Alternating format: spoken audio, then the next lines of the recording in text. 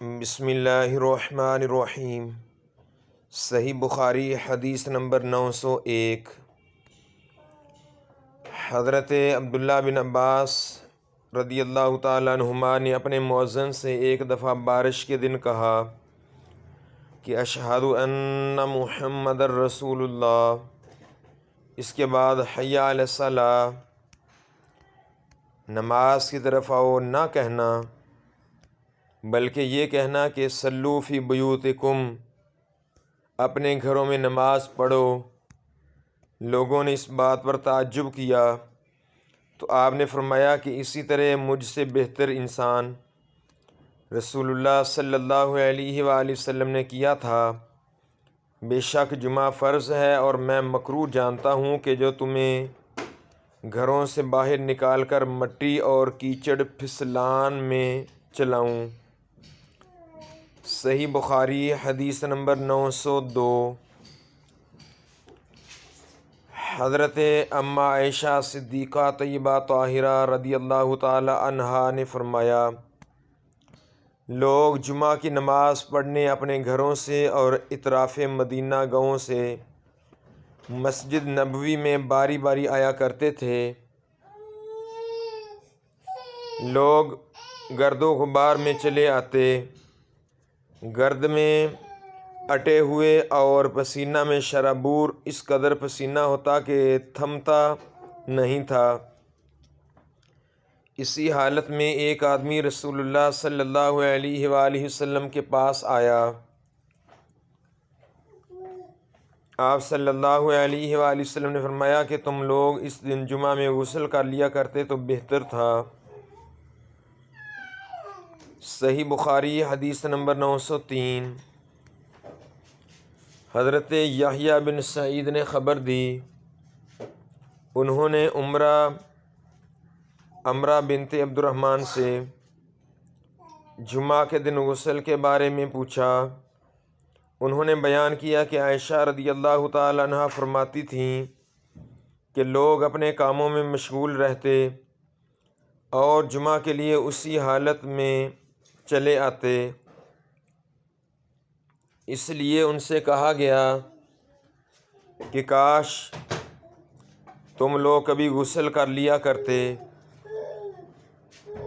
صحیح بخاری حدیث نمبر 904۔ عثمان بن عبد الرحمن بن عثمان تیمی نے بیان کیا، ان سے انس بن مالک نے رسول اللہ صلی اللہ علیہ وآلہ وسلم جمعہ کی نماز اس وقت پڑھتے جب سورج ڈھل جاتا۔ صحیح بخاری حدیث نمبر 905۔ حضرت انس بن مالک رضی اللہ تعالیٰ عنہ سے خبر دی، آپ نے فرمایا کہ ہم جمعہ صبح پڑھ لیا کرتے، جب جمعہ سویرے پڑھ لیا کرتے اور جمعہ کے بعد آرام کرتے تھے۔ صحیح بخاری حدیث نمبر 906۔ ابو خلدہ جن کا نام خالد بن دینار ہے، انہوں نے بیان کیا کہ میں نے انس بن مالک رضی اللہ تعالی عنہ سے سنا، آپ نے فرمایا کہ اگر سردی زیادہ پڑتی تو نبی پاک صلی اللہ علیہ وآلہ وسلم نماز سویرے پڑھ لیتے، لیکن جب گرمی زیادہ ہوتی تو ٹھنڈے وقت نماز پڑھتے۔ آپ کی مراد جمعہ کی نماز سے تھی۔ یونس بن بکیر نے کہا کہ ہمیں ابو خلدہ نے خبر دی، انہوں نے صرف نماز کہا، جمعہ کا ذکر نہیں کیا۔ اور بشر بن ثابت نے کہا کہ ہم سے ابو خلدہ نے بیان کیا کہ امیر نے ہمیں جمعہ کی نماز پڑھائی۔ پھر انس رضی اللہ تعالی عنہ سے پوچھا کہ نبی کریم صلی اللہ علیہ وآلہ وسلم ظہر کی نماز کس وقت پڑھتے تھے؟ صحیح بخاری حدیث نمبر 907۔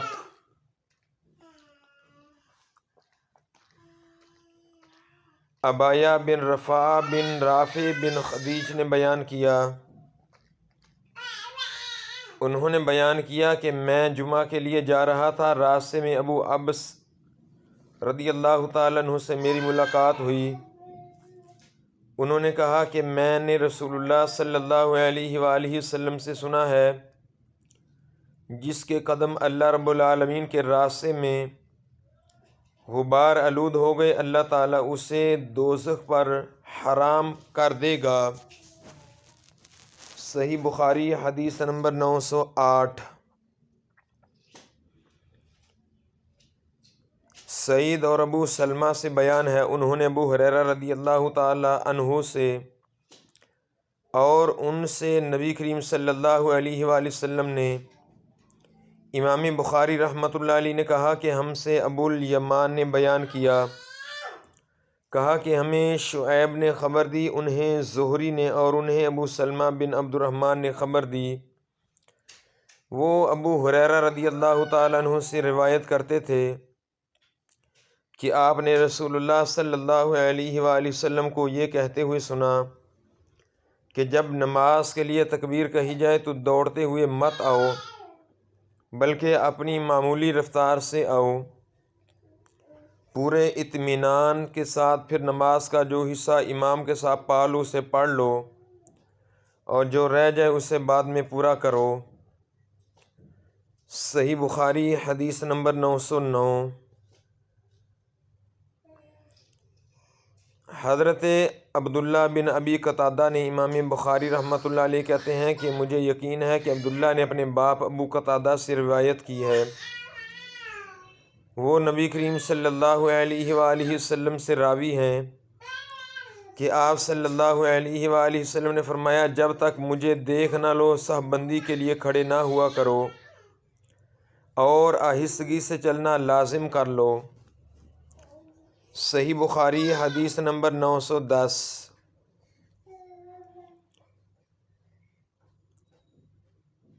ابو سعید نے، انہیں عبداللہ بن ودیعہ نے، انہیں سلیمان فارسی نے،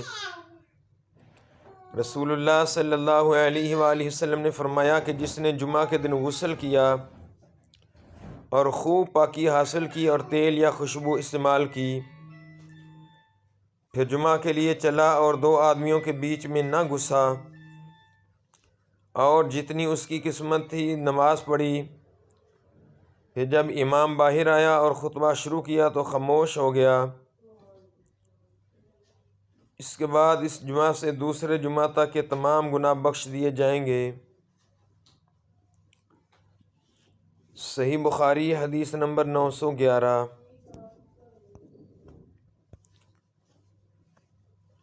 نافع سے سنا، انہوں نے کہا کہ میں نے عبداللہ بن عمر سے سنا، انہوں نے کہا کہ نبی کریم صلی اللہ علیہ وآلہ وسلم نے اس سے منع فرمایا کہ کوئی شخص اپنے مسلمان بھائی کو اٹھا کر اس کی جگہ خود بیٹھ جائے۔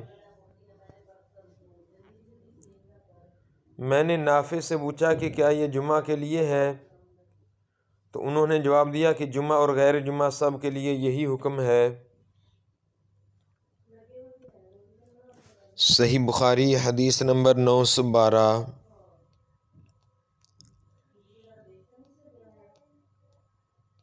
سائب بن یزید نے نبی پاک صلی اللہ علیہ وآلہ وسلم اور ابو بکر اور عمر کے زمانہ میں جمعہ کی پہلی اذان اس وقت دی جاتی تھی جب امام ممبر پر خطبہ کے لیے بیٹھتے، لیکن عثمان کے زمانہ میں جب مسلمانوں کی کثرت ہو گئی تو وہ مقام زورا سے ایک اور اذان دلوانے لگے۔ ابو عبداللہ امام بخاری فرماتے ہیں کہ زورا مدینہ کے بازار میں ایک جگہ ہے۔ صحیح بخاری حدیث نمبر 913۔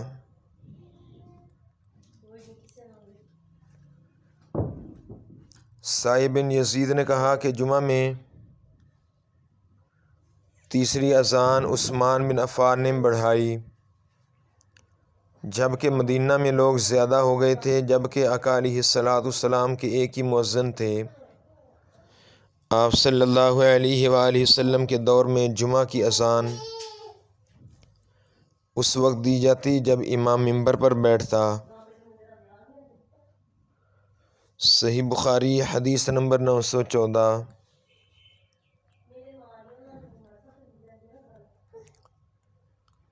ابو امامہ بن سہل بن حنیف انہوں نے کہا کہ میں نے معاویہ بن ابو سفیان کو دیکھا کہ آپ ممبر پر بیٹھے، مؤذن نے اذان دی، اللہ اکبر اللہ اکبر۔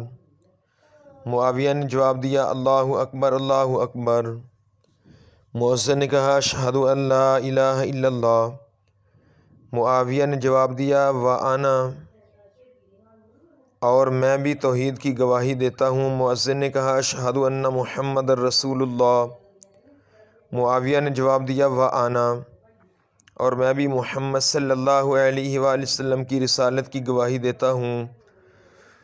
جب مؤذن اذان کہہ چکا تو آپ نے کہا، حاضرین، میں نے رسول اللہ صلی اللہ علیہ وآلہ وسلم سے سنا، اسی جگہ یعنی ممبر پر آپ بیٹھے تھے، مؤذن نے اذان دی تو آپ یہی فرما رہے تھے جو تم نے مجھ کو کہتے سنا۔ صحیح بخاری حدیث نمبر 915۔ سائب بن یزید نے انہیں خبر دی کہ جمعہ کی دوسری اذان کا حکم عثمان بن عفان نے اس وقت یاد کیا، اس وقت دیا جب نمازی بہت زیادہ ہو گئے تھے، اور جمعہ کے دن اذان اس وقت ہوتی جب امام ممبر پر بیٹھا کرتا تھا۔